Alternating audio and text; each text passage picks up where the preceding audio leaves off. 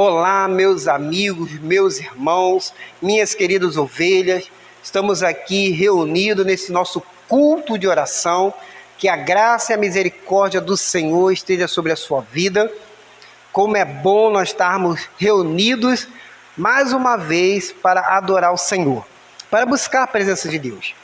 Mesmo nesse culto, online, você na sua casa, eu aqui no templo, mas junto nós possamos buscar o Senhor.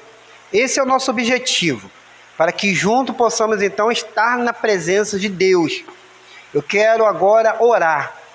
Quero convidar você então a fechar os seus olhos e vamos orar ao Senhor neste momento, pedindo ao Senhor que se faça presente neste lugar, mesmo você estando aí na sua casa, que o Espírito Santo de Deus agora esteja aí com você. Ó Pai de amor, Pai eterno, Pai bondoso, Pai criador, nós estamos agora diante de Ti, Senhor, para colocar a nossa vida diante do Senhor. Estamos aqui reunidos, ó Pai, através desse vídeo, desse canal, para poder buscar a Tua presença. Nós, ó Pai querido, estamos vivendo os momentos difíceis dessa pandemia. Sim, ó Pai, nossos cultos presencial está suspenso, porque há um vírus, ó Pai, solto, não só na nossa cidade, não só no nosso Brasil, mas no mundo, ó Pai, que tem assolado, que tem trazido destruição, tem trazido medo, insegurança, incertezas, ó Pai, de um futuro.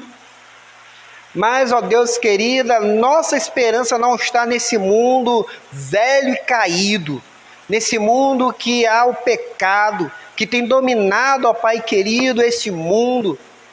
Mas a nossa esperança está no céu, está na volta de Jesus, está naquele que governa todas as coisas. A nossa esperança está em Ti, ó Pai.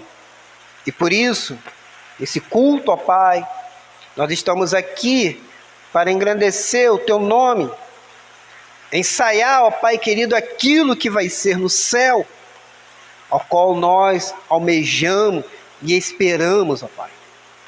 Pai querido, então recebe agora a nossa adoração. Abre, ó Pai querido, agora esse céu. Que os anjos, ó Pai querido, estejam agora ao nosso aqui redor.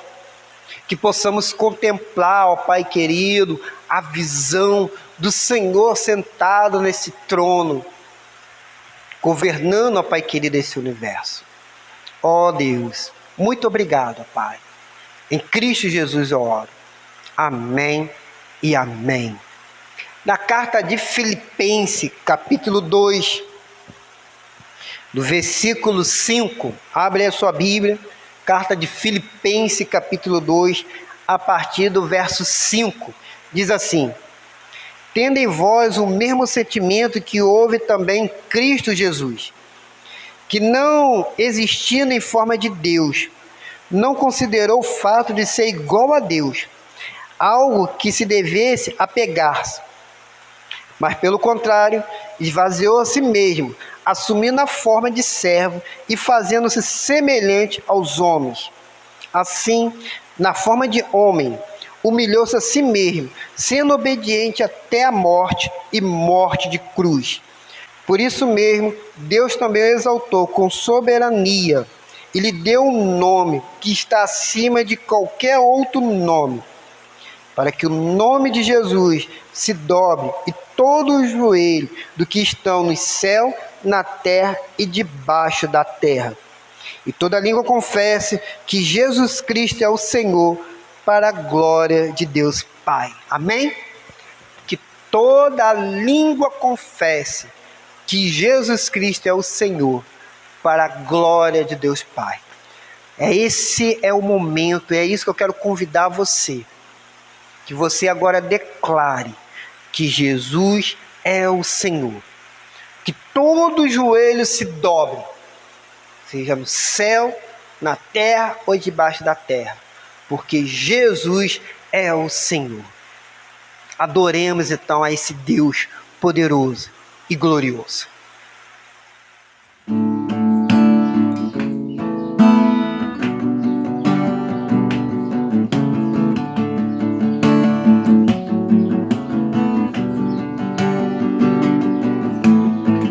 és soberano sobre a terra, sobre os céus, tu és Senhor absoluto. Tudo que existe e acontece, tu sabes muito bem. Tu és tremendo.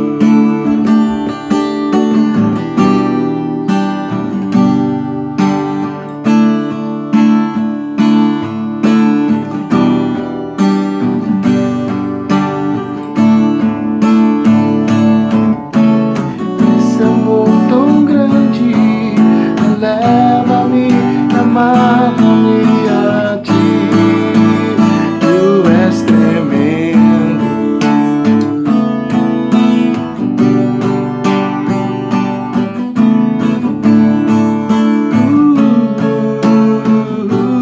Mas apesar desta glória que tens, tu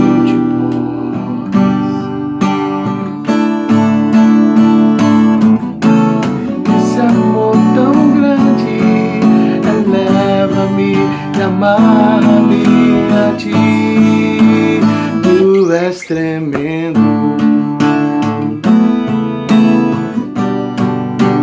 Tu és tremendo.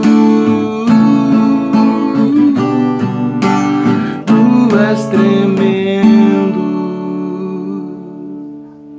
Deus abençoe todos vocês. Eu quero dar minhas saudações em Cristo Jesus a todos os meus irmãos, queridos irmãos, amigos que estão assistindo nosso trabalho, mesmo de longe, mas com muita saudade, mas temos que recordar o nosso amor em Cristo Jesus, e estamos aqui para louvar e engrandecer o nome do nosso Deus. Que Deus abençoe todos os irmãos, toda a igreja, que breve nós possamos estar reunidos novamente para cultuar este Deus maravilhoso e contar as bênçãos de Deus sobre as nossas vidas. Amém. Oh, não consinto as tristezas dentro do teu coração, tendo fé firme no Mestre, segue sem hesitação. Não consenti, não consenti que qualquer dor, tristeza venha apagar teu amor. Oh, não temer, nunca ceder, em teus apertos te lembras que Cristo é teu protetor. Se por acaso desgostos virem trazer-te temor, nunca te esqueça de Cristo, que é teu maior protetor.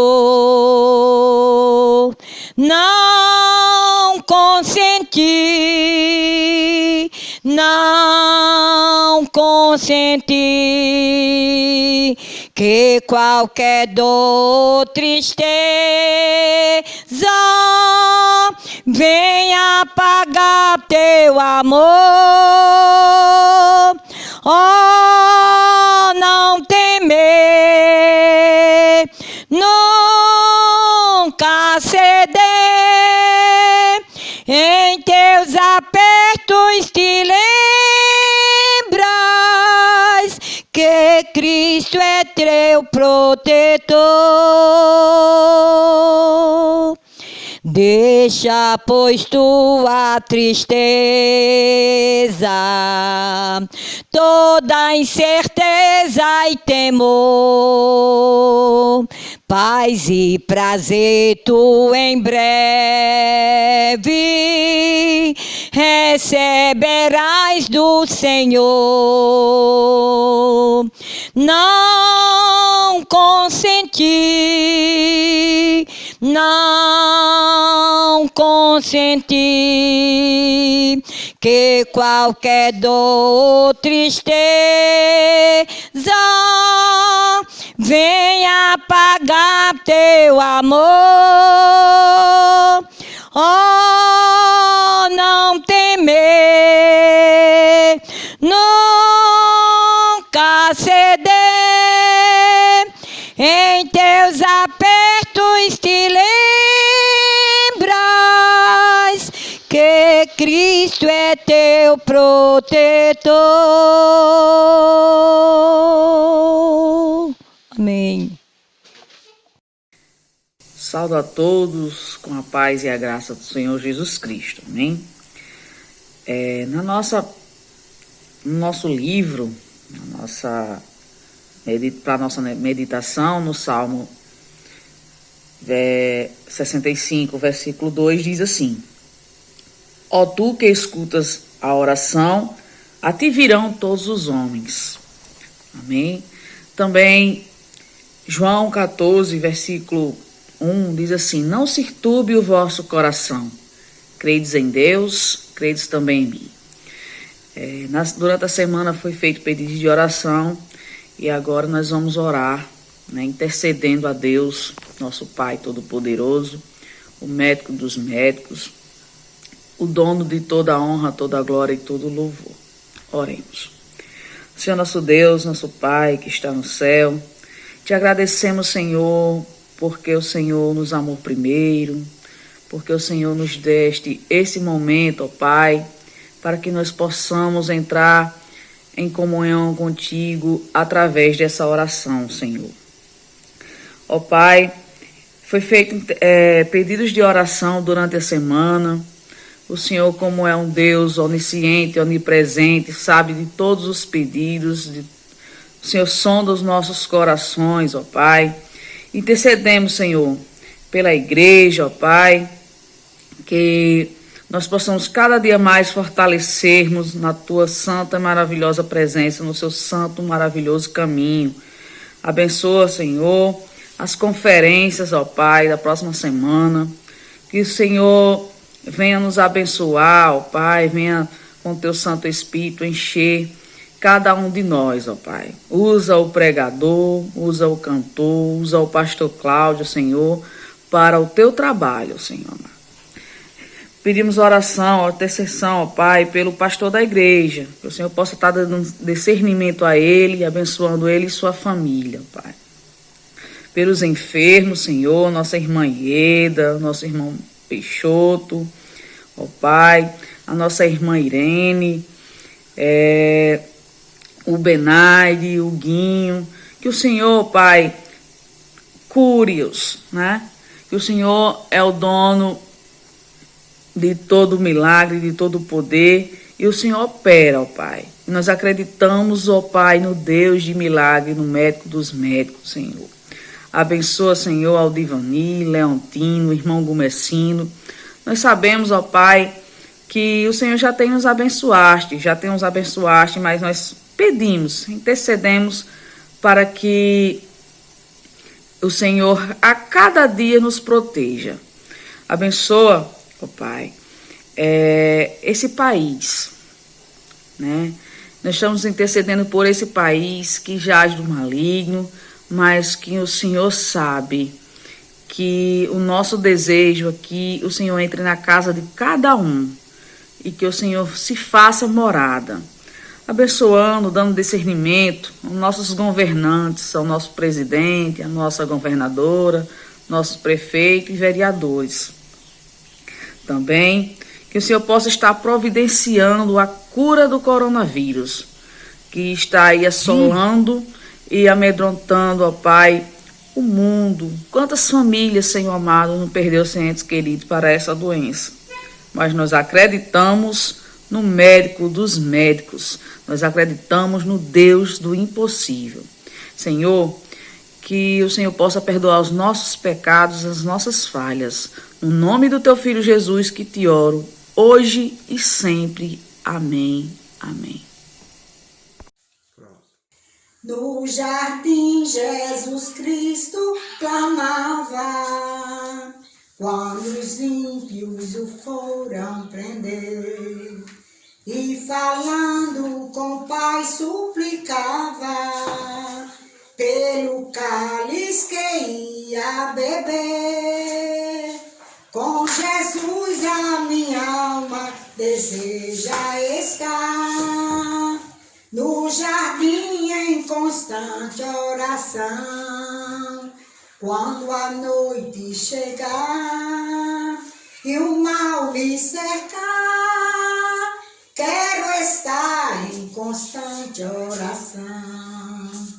Qual orvalho que dá vida às flores, assim é para o crente a oração.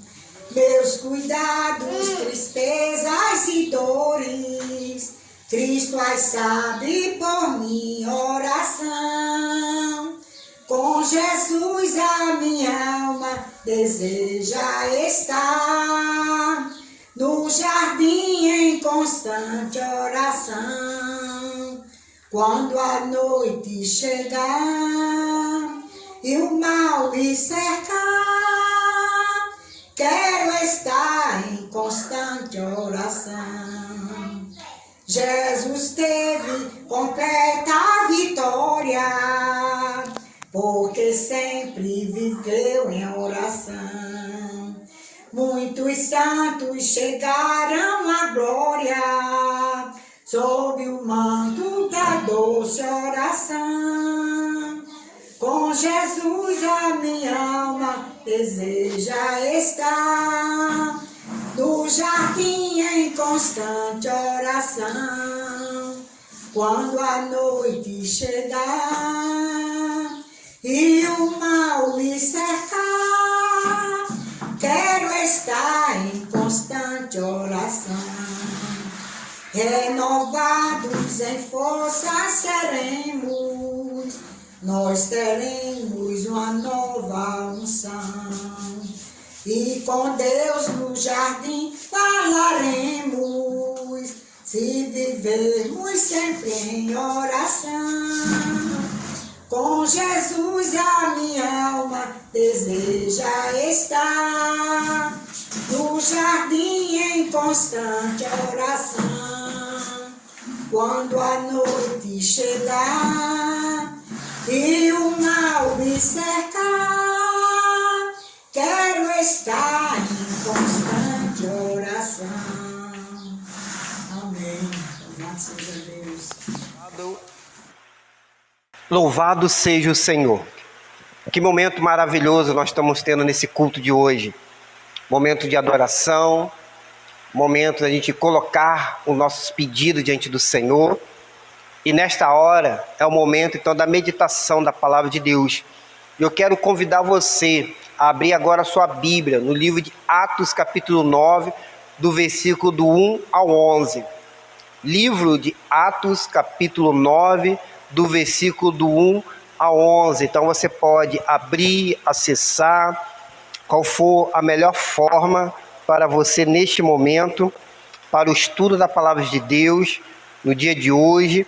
O Senhor quer falar contigo. Que diz assim então a palavra do Senhor. Saulo, porém, ainda respirando ameaças e morte contra os discípulos do Senhor, dirigiu-se ao sumo sacerdote e pediu-lhe cartas para a sinagoga de Damasco, a fim de que, caso encontrasse alguns do caminho, tanto homens como mulheres, os conduzisse presos a Jerusalém.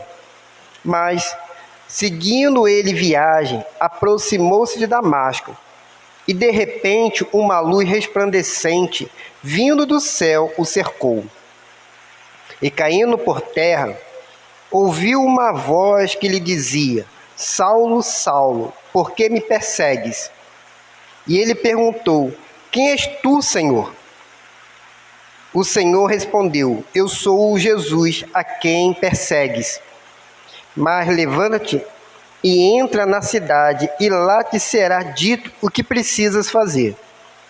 Os homens que viajavam com ele, ouvindo a voz, caíram emudecidos, mas não viram ninguém. Saulo levantou-se do chão e, abrindo os olhos, não enxergava coisa alguma. Então, guiado pela mão, foi conduzido a Damasco. E ficou 3 dias sem enxergar, sem comer nem beber. Havia em Damasco certo discípulo chamado Ananias. O Senhor lhe disse, numa visão: Ananias? E ele respondeu: Aqui estou, Senhor. O Senhor lhe ordenou: Levanta-te, vai à rua chamada direita, e procura na casa de Judas um homem de Tarso, chamado Saulo. Ele está orando agora. Amém? Feche os seus olhos. Vamos orar ao Senhor. Pai, neste momento queremos ouvir a Tua voz. Que esta mensagem, ó Pai, venha diretamente do Teu trono para o nosso coração. E que esse vídeo possa alcançar vidas, possa transformar vidas, e que pessoas possam ser transformadas pelo poder que há em Ti, Senhor. Usa-me agora, Pai, como instrumento vivo nas Tuas mãos. Ó Deus, que possamos crescer em Ti. Em Cristo Jesus que eu oro. Amém e amém. O tema desta mensagem é a primeira oração de Saulo. A igreja de Jesus estava tomando forma e crescendo após a morte e ressurreição de Jesus, com a descida então do Espírito Santo.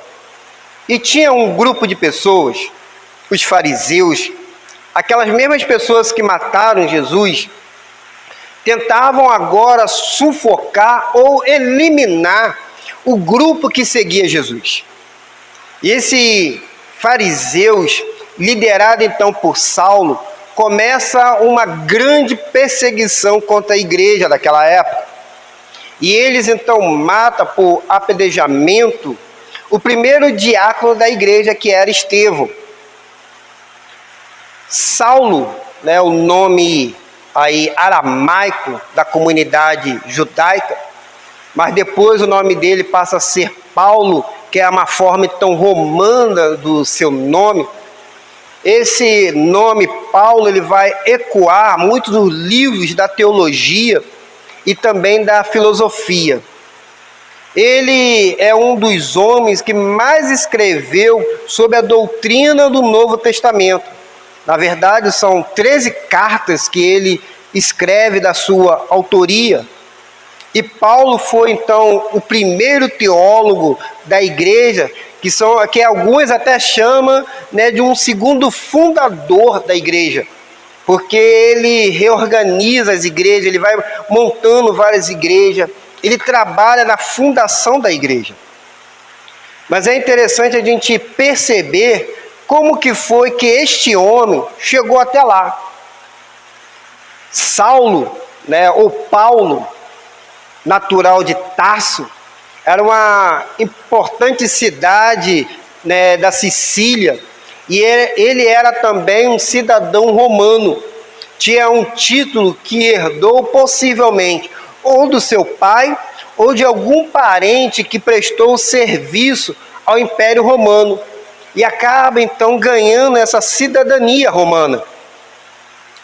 Em Filipenses capítulo 3, versículo 5, diz que ele foi circuncidado ao 8º dia e que ele era descendente da tribo de Benjamim, hebreu de hebreu, como está lá em Filipenses capítulo 3, versículo 5.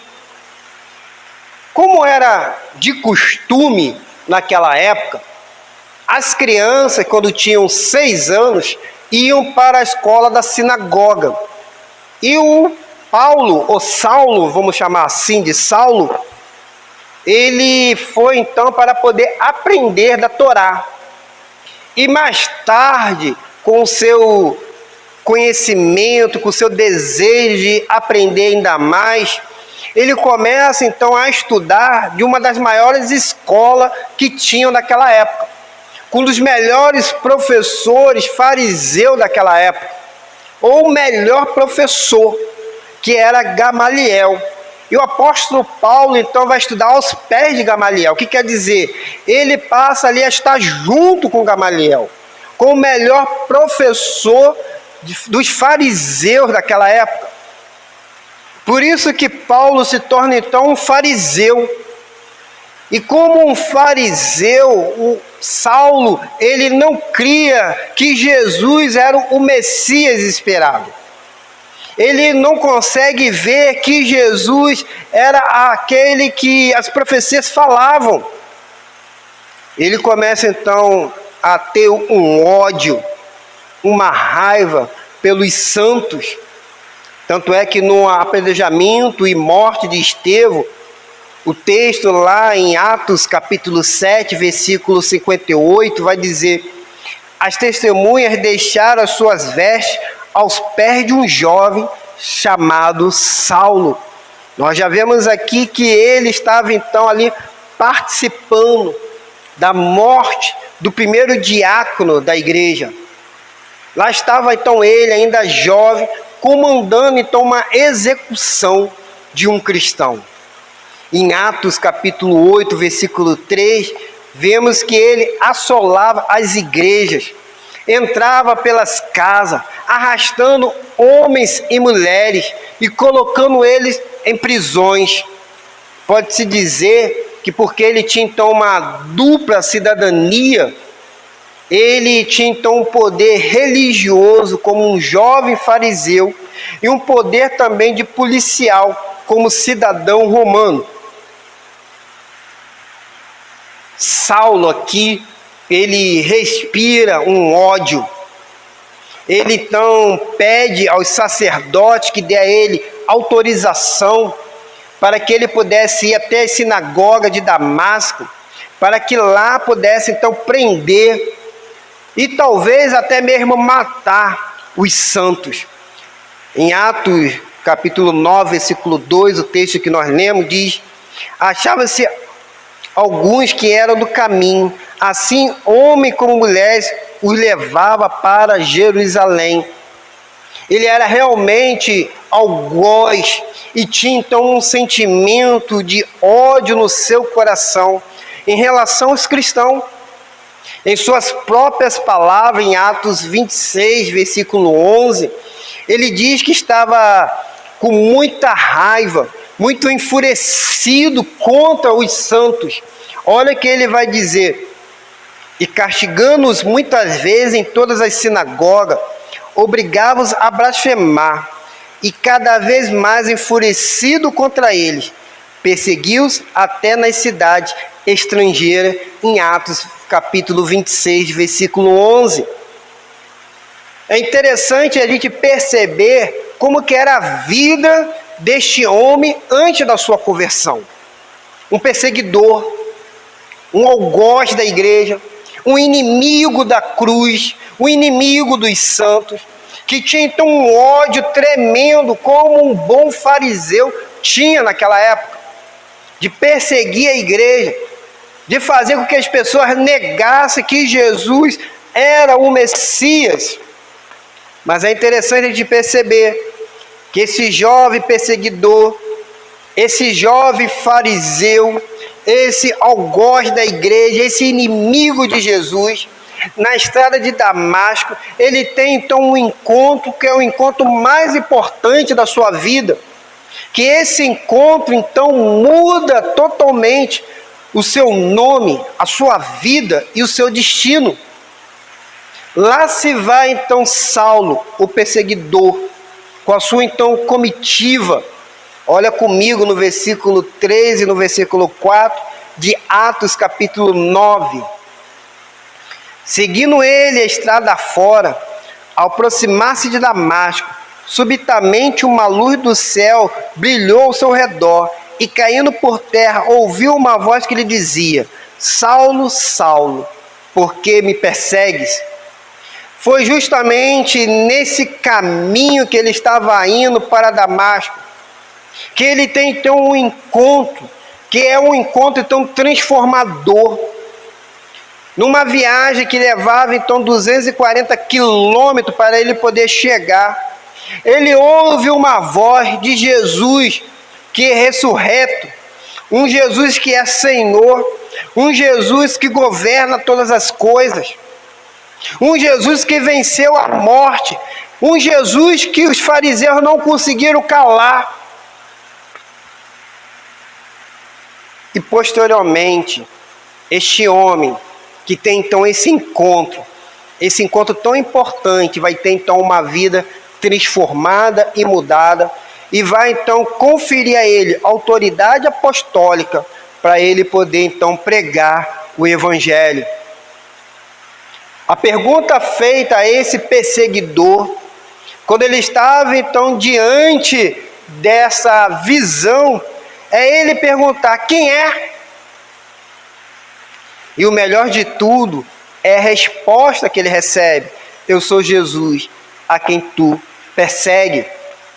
É diante então dessa frase ou dessa palavra que ele ouve, é que ele então vai ver um Senhor que o amava, um Senhor então que é unido com a igreja, um Senhor que cuida então do seu rebanho, e um Senhor então que dá uma resposta diante de uma dificuldade, diante de uma luta.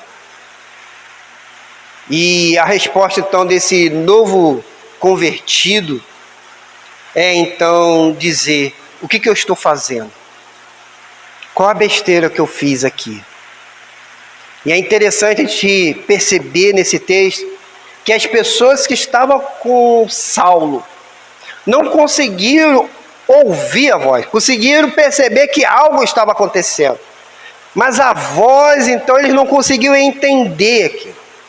Mas a voz era ela bem nítida, bem serena, uma voz de repreensão, uma voz de transformação até Saulo.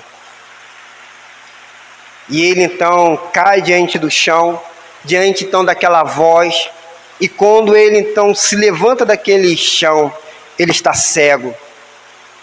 Ele que deveria então seguir a viagem até aquela cidade de Damasco, onde deveria então aguardar o que deveria então acontecer agora. E essa experiência que Saulo teve, ela foi marcante. É um ponto entre dois extremos, porque de perseguidor ele passa agora a ser apóstolo. De uma pessoa que odiava a causa de Cristo, tornou-se agora um apaixonado como discípulo de Jesus, pela causa de Jesus. Porque ele pergunta: quem és tu, Senhor? Eu sou Jesus, a quem tu persegue.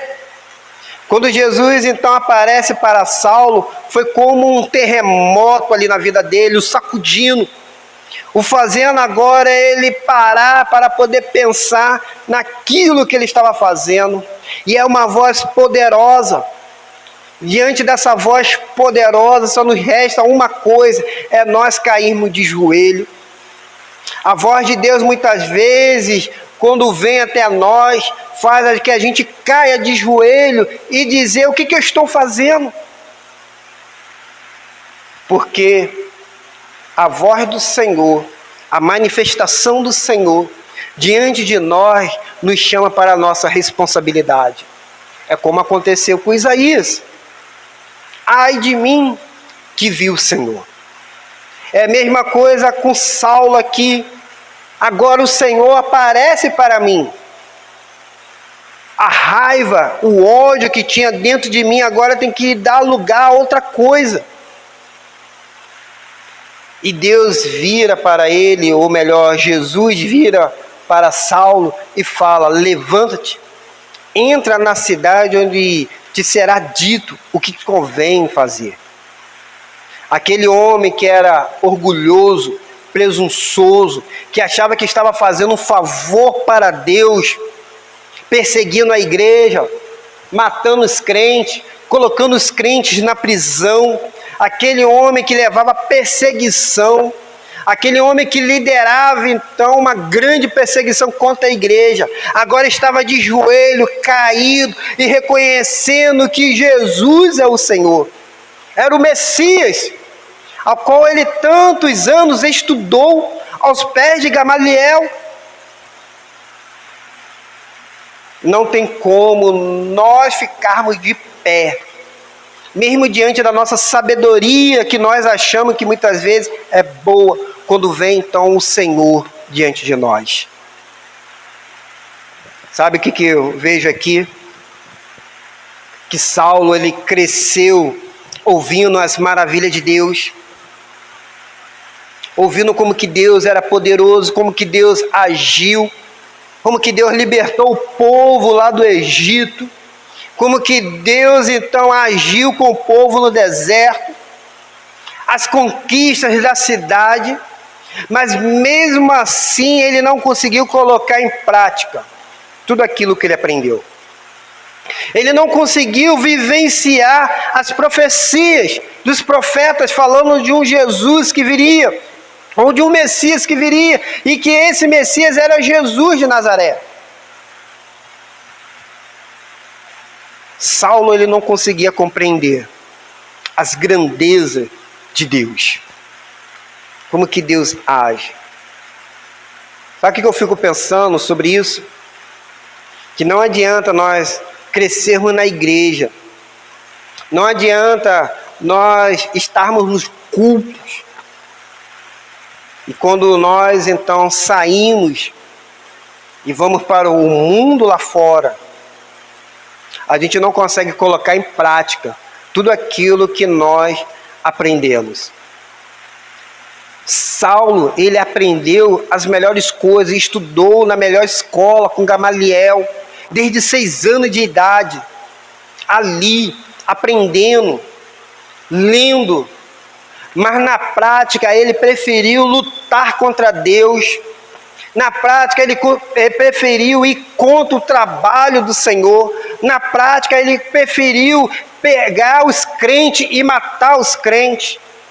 Na prática ele estava cego para a obra do Espírito Santo, ele não conseguia crer no poder de Deus, no que Deus estava fazendo naquele período ali, ele não conseguia enxergar as coisas de Deus. Sabe que tem muitos crentes que são como Saulo, estão na igreja, mas são perseguidores, são os falsos crentes, os falsos adoradores. E o pior de tudo, sabe qual é? Que ainda acham que estão fazendo o trabalho de Deus, perseguindo, falando mal. Na verdade, essas pessoas estão sendo um instrumento de Satanás, assim como Saulo estava sendo. Para pensar comigo, rapidamente. Saulo estava fazendo tudo aquilo em nome de Deus. Ele estava perseguindo os crentes, em nome de Deus. Tinha matado Estevão, em nome de Deus.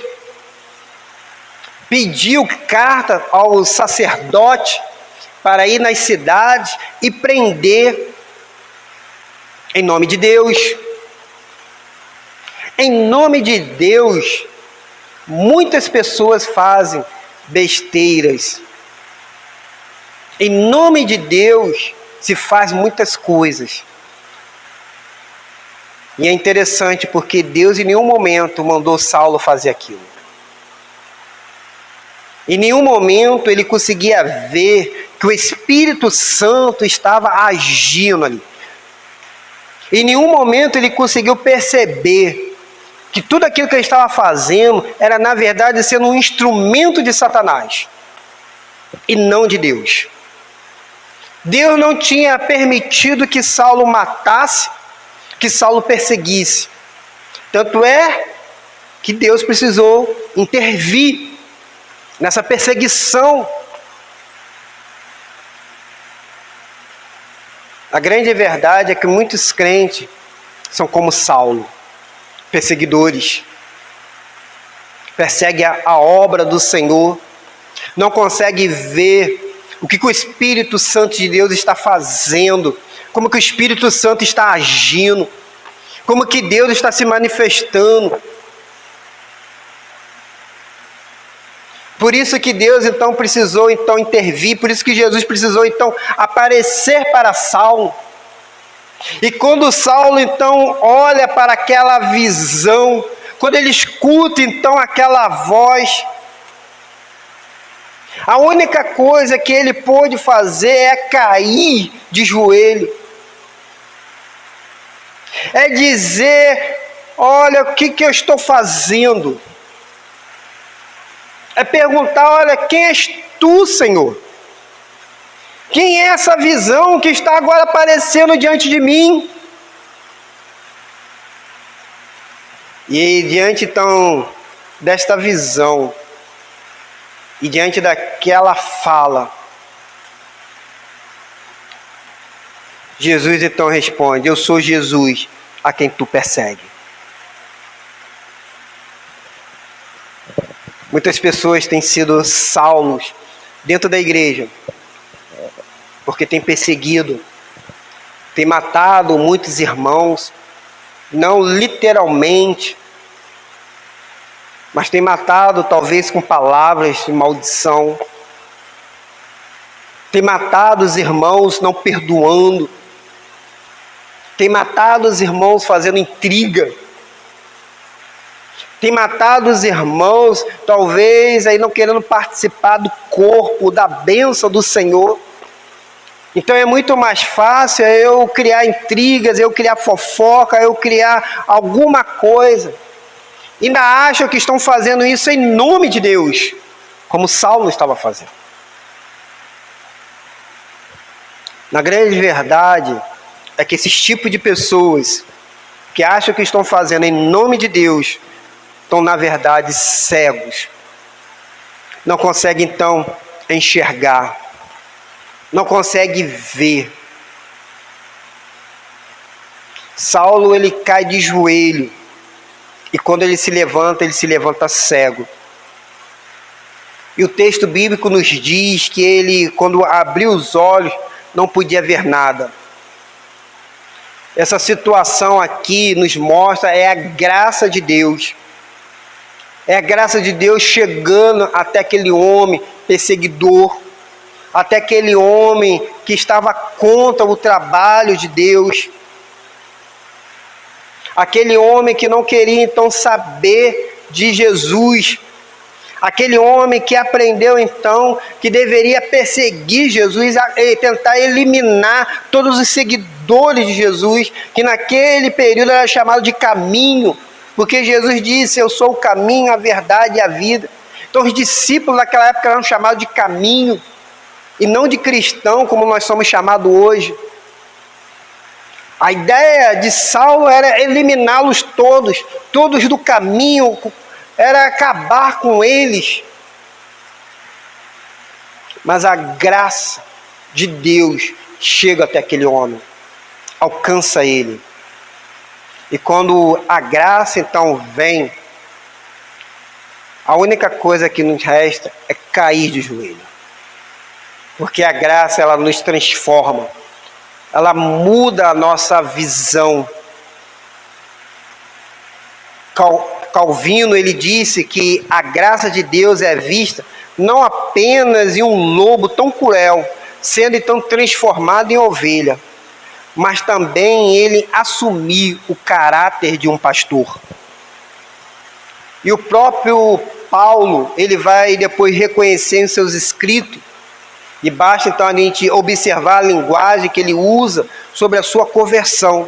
Lá em Gálatas, capítulo 1, do versículo do 15 ao 16, ele diz, aprove a Deus revelar o seu Filho a mim. E lá em 1 Coríntios, capítulo 15, versículo 10, diz, mas pela graça de Deus sou o que sou, e a sua graça me foi concedida. Não se tornou vã, antes trabalhei muito mais do que todos eles. Todavia, não eu, mas a graça de Deus comigo. Paulo, ele tinha então uma consciência que impulsionava ele na dependência de Deus, que o havia então salvado e dado a ele agora um ministério, e que ele então deveria caminhar diante disso. É uma grande transformação de um perseguidor a ser agora perseguido. Porque aquele homem, ele teve uma grande queda, mas agora ele tem agora um levantar de Deus. Porque o Senhor o derrubou, mas o Senhor agora o levantou. Caiu Saulo e levantou-se Paulo. Caiu para morrer Saulo e levantou-se para nascer Paulo pelo batismo cristão. E essa é, na verdade, a mais urgente após a conversão, que é o batismo. Paulo, ele estava então há 3 dias sem comer e sem beber, orando ao Senhor. Ele deveria estar com fome, mas a primeira coisa que ele faz ao se levantar não foi buscar um prato de comida, mas foi sim querer se batizar, porque convertido, a sua fome agora é espiritual, ela é muito mais forte do que as necessidades carnais. E ele não perdeu tempo, ele foi logo batizado por Ananias, ali mesmo na casa de Judas, na cidade de Damasco. O batismo, ela é pública profissão de fé. Quando nós nos convertemos, precisamos logo nos batizar, porque é através do batismo que nós declaramos para esse mundo que nós somos uma nova criatura. Por isso que nós batistas aceitamos então o batismo o quê? Por imersão. Porque qual é então o simbolismo desse batismo?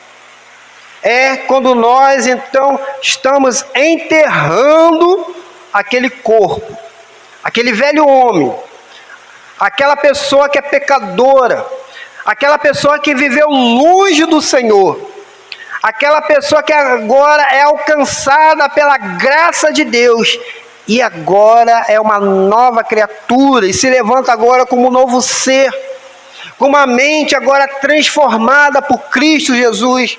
Por isso que nós batistas batizamos então por imersão, porque enterramos o velho homem e queremos agora ser um novo homem.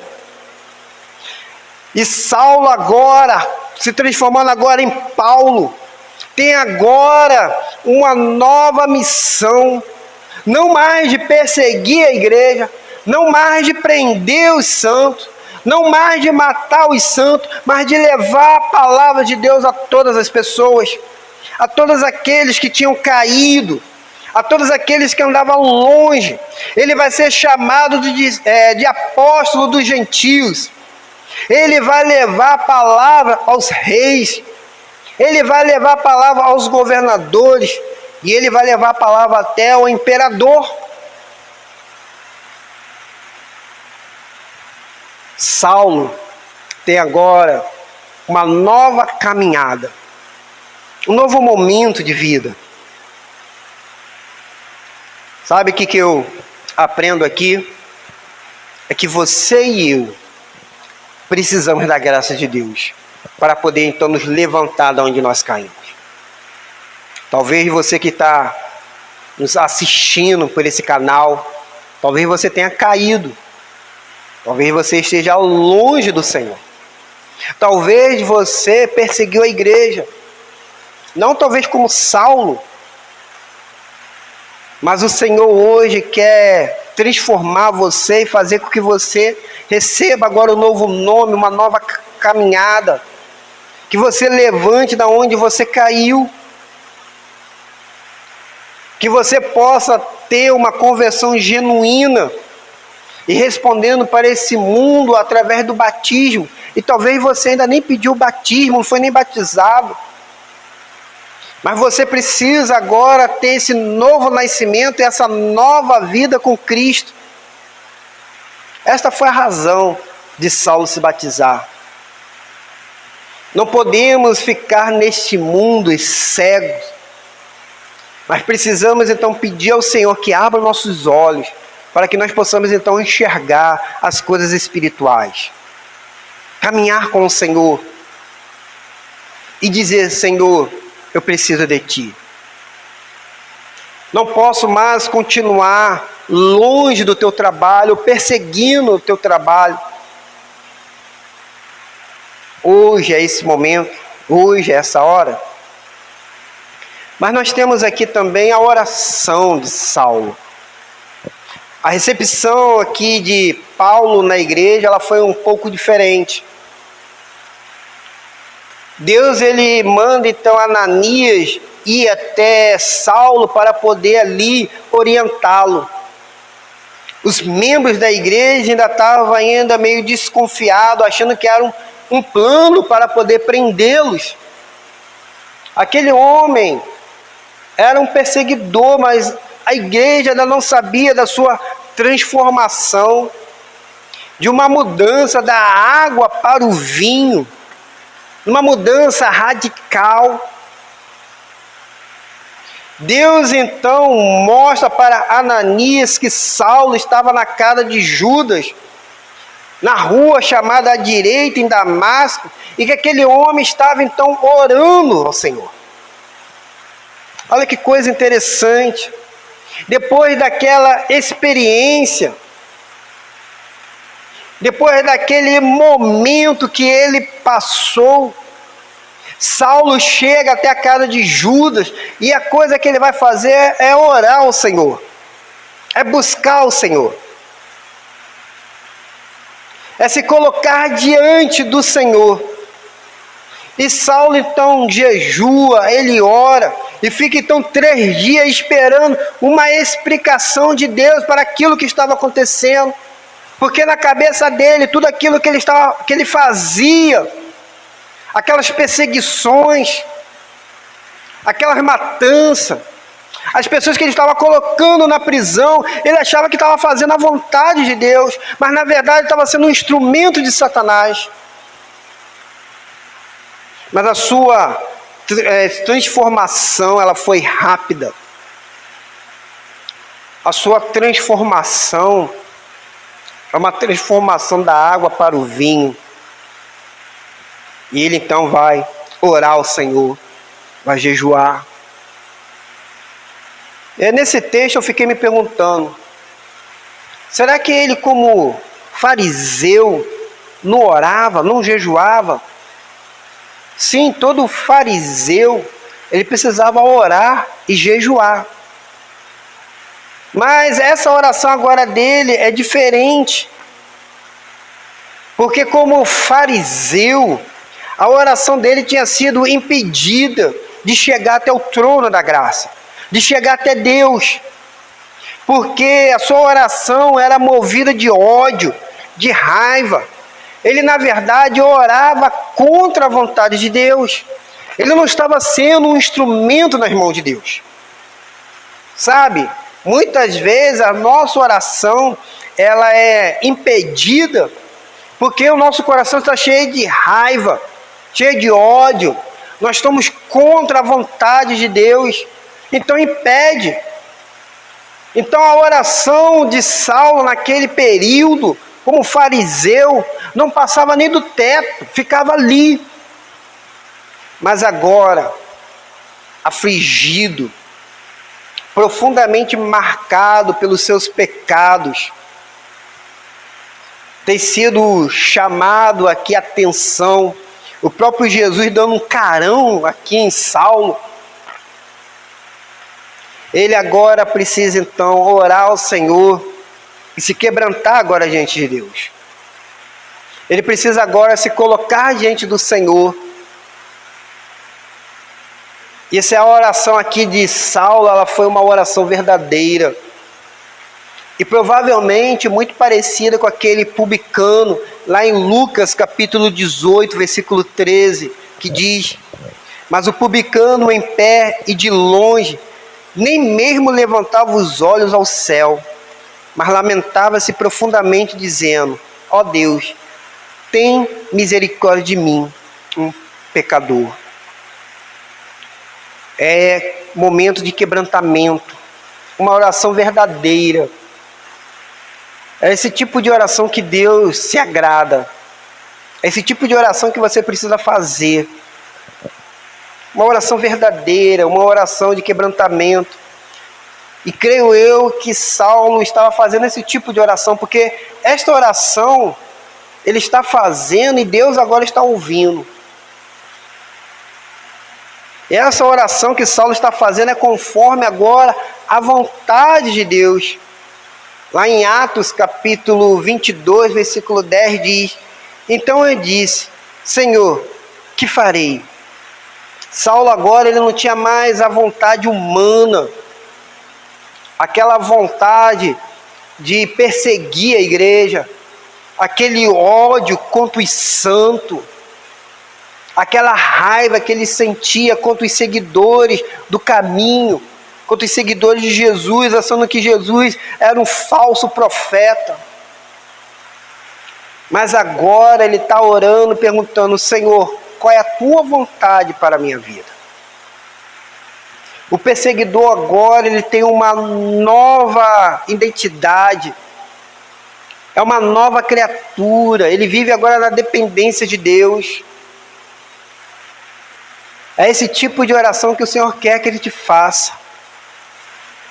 Essa oração aqui de Saulo, ela provoca então uma admiração dos outros, porque para Ananias era incompreensível que um perseguidor como Paulo aqui ou como Saulo pudesse então orar.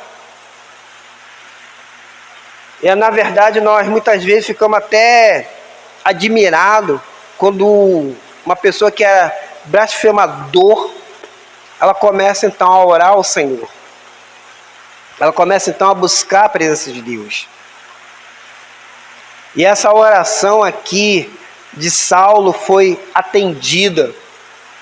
Olha comigo no versículo 6 até o versículo 8, aqui de Atos capítulo 9. Então eu disse, Senhor, que farei? E o Senhor me disse, levanta-te e vai para Damasco, de onde será dito tudo o que precisas fazer. Como eu não enxergava nada por causa do esplendor daquela luz, cheguei a Damasco, guiado pela mão dos que me acompanhavam. Um homem piedoso, segundo a lei, chamado Ananias, que tinha um bom testemunho de todos os judeus que ali moravam. Quando ele estava orando ao Senhor, Deus já estava então respondendo. Que maravilha! Glórias a Deus! Sabe quando nós estamos dentro da vontade de Deus? Sabe quando nós estamos fazendo aquilo que aprova o Senhor? Quando você está então orando ao Senhor, Deus já está respondendo a sua oração. Amém? Que coisa maravilhosa. E essa oração então aqui de Saulo, ela segue então agora uma nova vida. Ele segue agora o conselho de Deus, como está lá em Atos capítulo 26, do versículo 19 ao 20. Portanto, ó rei Agripa, não fui desobediente à visão celestial. Aqui, só para você poder entender, o apóstolo Paulo, ele está preso, está diante então do rei Agripa. E ele está então falando ou testemunhando aqui para o rei, justamente esse momento da sua conversão. Olha então comigo no versículo 20. Pelo contrário, anunciei primeiramente ao que estão em Damasco, depois em Jerusalém, e por toda a terra da Judéia, e também aos gentios, que se arrependessem e se convertessem a Deus, praticando obras próprias de arrependimento. Diante então agora dessa oração, ele segue então uma nova vida. A oração ela serve para que nós possamos então ter uma nova vida com o Senhor. Essa nova vida começa então com o trono da graça de Deus. E essa oração então de Saulo aqui foi de muita alegria, porque a igreja ficou agora alegre, os membros puderam agora ter uma paz, ter uma tranquilidade nas suas reuniões. A igreja agora poderia então festejar, porque quando alguém se converte, lá em Lucas capítulo 15, versículo 10 diz: e vos digo assim, que há alegria na presença dos anjos de Deus, por um pecador que se arrepende. A festa no céu, quando alguém se arrepende, quando alguém se converte, quando alguém quer fazer parte do rebanho de Deus. E diante então dessa oração agora de Saulo, há então agora uma grande alegria no céu. Há agora esse momento da igreja celebrar ao Senhor. E ela também, essa oração, ela foi seguida por um novo serviço. E logo ele começou a testemunhar do Senhor. O Espírito Santo o levava para onde ele não iria imaginar. Olha comigo em Atos capítulo 13, do versículo 2, o versículo 3, que diz: enquanto cultuavam o Senhor e jejuavam, o Espírito Santo disse: separai-me Barnabé e Saulo para a obra para a qual os tenho chamado. Então, depois de jejuar, oraram e lhes impuseram as mãos e lhe deixaram que partissem. Meus queridos, não existe uma conversão genuína que não haja uma mudança de comportamento, que não haja uma mudança de relacionamento com Deus, com a igreja e com o mundo. As nossas orações precisam ser ouvidas pelo Senhor, mas essas orações precisam então de pessoas genuinamente convertidas e não convencidas. Infelizmente, dentro da igreja do Senhor, existe muitas pessoas convencidas e não convertidas. Pessoas que não têm experiência com Deus. Pessoas que lutam contra Deus. Pessoas que estão sendo mais instrumentos do diabo do que instrumentos de Deus. Porque não têm uma experiência com Deus. Porque não passaram por esse momento de renovo. Precisamos, meus queridos, fazer o certo de Deus e não aquilo que nós pensamos que é o certo nosso. Precisamos parar de lutar contra a obra de Deus, deixar de ser Saulos e nos tornarmos Paulos. O que a igreja de Jesus hoje precisa é de Paulos, pessoas convertidas, pessoas prontas para poder ir para onde o Senhor levar, pessoas que tenham experiência com Deus, pessoas que estejam prontas para poder então desafiar esse mundo, pessoas que estejam prontas para chamar as pessoas ao arrependimento, pessoas que estejam prontas para poder então clamar ao Senhor diante de todas essas dificuldades, pessoas que estejam prontas para poder cumprir a missão que Deus colocou na nossa mão. Por isso que nós precisamos de Paulos e não de Saulos. John Stott, em seu comentário, para concluir aqui a nossa meditação de hoje, ele cita aqui algumas características do testemunho, então, de Paulo, e que nós devemos, então, seguir e desenvolver na nossa vida. Que Saulo, ou Paulo aqui, ele é cristocêntrico, que a sua mensagem era centrada em Cristo e na sua graça salvadora. A ênfase não era ele mesmo ou sua própria experiência. Era no poder do Espírito Santo. Sem ele é impossível cumprir a grande comissão, pois ele é a grande condição para isso. Paulo, ele era corajoso. Lucas menciona que a sua pregação era ousada. Não tinha medo das privações e nem das perseguições que poderia sofrer. E Paulo aqui, ele pagou caro e custou caro para ele, porque com o sofrimento, sua dedicação pela pregação do Evangelho, várias vezes fugiu foi apedrejado e preso. No entanto, quanto mais oposição, mais testemunha fluía da sua vida, da vida desse nosso irmão. E você? Como que anda a sua escolha? Diante do Senhor, qual a vontade você tem feito? A vontade de Deus ou a vontade de Satanás? Como é que anda a sua jornada de oração? Será que você tem testemunhado de Jesus? Será que o seu testemunho tem levado as pessoas até Jesus? Porque o testemunho é uma temperatura espiritual. Ou você está quente, ou você está frio. Qual das duas temperaturas você está? Será que você experimentou uma conversão genuína, verdadeira? Devemos ter esse encontro com o Senhor. O Senhor nos chama pelo nome, o Senhor agora está chamando você pelo seu nome.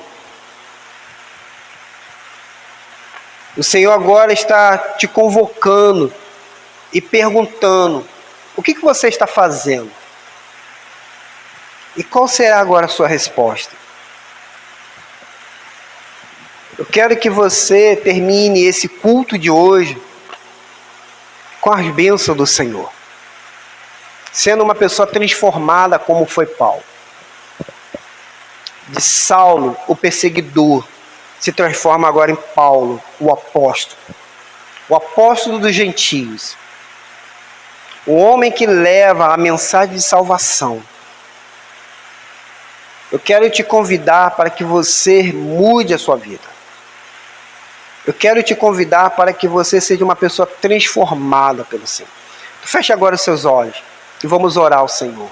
Pai, neste momento queremos ser transformados, mudado, trocado, ó Pai querido, nosso nome de pecador, perseguidor, que faz as coisas que é contrária à tua vontade, para sermos agora um enviado, mensageiro, que possamos ter testemunho, vida no teu altar, Senhor. Pessoas que sejam agora, que leve mensagem de salvação, palavra, ó Pai, que toque o coração. Ó Deus, entregamos, Senhor amado, nas tuas mãos. Nós somos falhos, nós somos pecadores. Quando nós cairmos, Senhor, precisamos da tua graça e da tua misericórdia para nos ajudar a levantar. Talvez esses meus irmãos que estão nos assistindo, eles caíram, ó Pai, e precisa agora que o Senhor estenda a tua mão e os ajude a levantar. Que os ajude, ó Pai, a caminhar. Que haja, ó Pai, uma transformação, uma mudança, Pai. Eu quero, ó Deus querido, colocar nas tuas mãos. Pai, tira os Saulos das nossas igrejas, que tem, ó Pai, atrapalhado o teu reino. Essas pessoas que têm perseguido, essas pessoas, ó Pai, que têm matado, pessoas que não conseguem perdoar, pessoas que não conseguem caminhar com o próximo, pessoas com ódio nos seus corações, com raiva. Essas pessoas, ó Pai querido, que talvez até cresceram dentro da igreja, mas não conseguiram compreender a mensagem do Evangelho. Essas pessoas precisam ter uma nova chance de uma transformação, Pai. Ó Jesus, venha intervir e venha, Senhor amado, responder. Venha, ó Pai, com a tua mão poderosa, Pai. Entregamos, ó Deus querido, nas tuas mãos, em nome de Jesus. Amém e amém. Eu quero te convidar. Toda sexta-feira nós fazemos uma sala de oração através do WhatsApp. E você tem então essa oportunidade de estar conosco, participando desse momento. Esse momento tem sido um momento maravilhoso. Muitos irmãos têm sido abençoados. Muitos irmãos estão desenvolvendo a sua vida de oração através disso. Toda sexta-feira, a partir de 7 horas da noite. Você é nosso convidado e pode estar então conosco neste momento de oração, neste momento participando. Venha orar junto conosco. Eu quero aqui também reforçar, domingo eu lancei uma campanha dizendo a pandemia ainda não terminou, ou ela não acabou, a pandemia ainda está aí, o vírus do Covid ainda está aí. Infelizmente, muitas pessoas estão agora vivendo como se vírus não existisse mais. Então, eu quero continuar aqui a nossa campanha de hashtag a pandemia não acabou. Se possível, coloca isso no seu WhatsApp, no seu Facebook, no seu Instagram, aonde você tiver uma rede social. Mande para os seus amigos. Meus queridos, vamos trabalhar para sermos responsáveis e conscientizar aquelas pessoas que são irresponsáveis. O número de pessoas contaminadas está caindo, mas parece que nós vamos ter uma segunda onda se continuarmos assim. Então quero pedir encarecidamente a você, nos ajude, a pandemia não acabou, hashtag. Vamos conscientizar a vida das pessoas. Vamos ser responsáveis para que o Senhor nos abençoe. Se nós queremos bênção do céu, precisamos então fazer a nossa parte. Eu quero também aqui dizer para você que ainda não enviou o seu quilo de alimento para a nossa cesta básica, não deixe de enviar o seu quilo de alimento para a nossa cesta básica, para que nós possamos abençoar a vida de pessoas.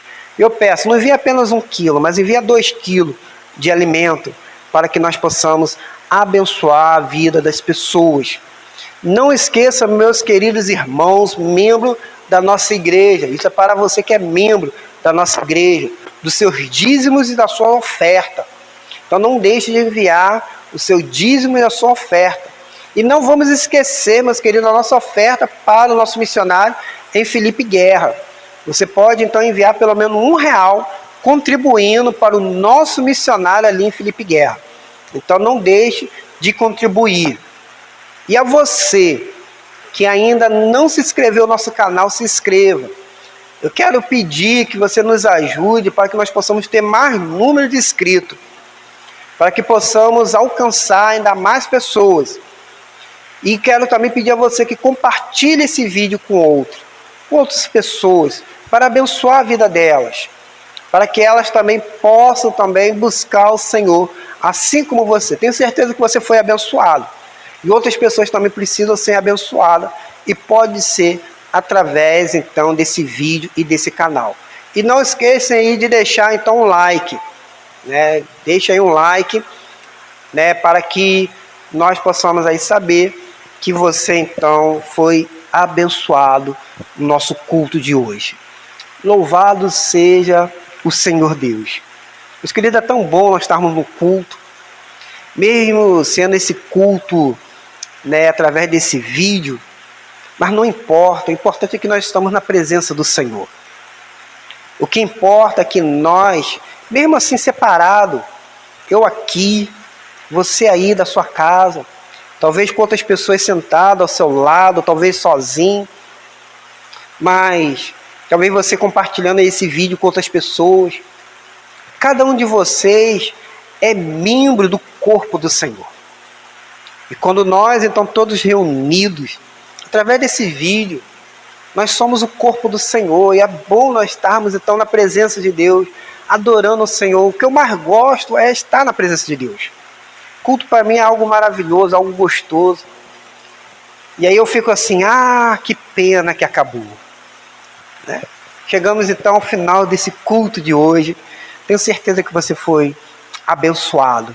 Eu quero orar pela sua vida, pela vida da sua casa, das pessoas que moram na sua casa, pela vida da sua família. Restante de semana, hoje é quarta-feira. Queremos que Deus continue então te abençoando, te guardando e te livrando de todo mal. Feche os seus olhos, vamos orar ao Senhor. Pai, obrigado a Deus querido por esse momento tão maravilhoso, Pai.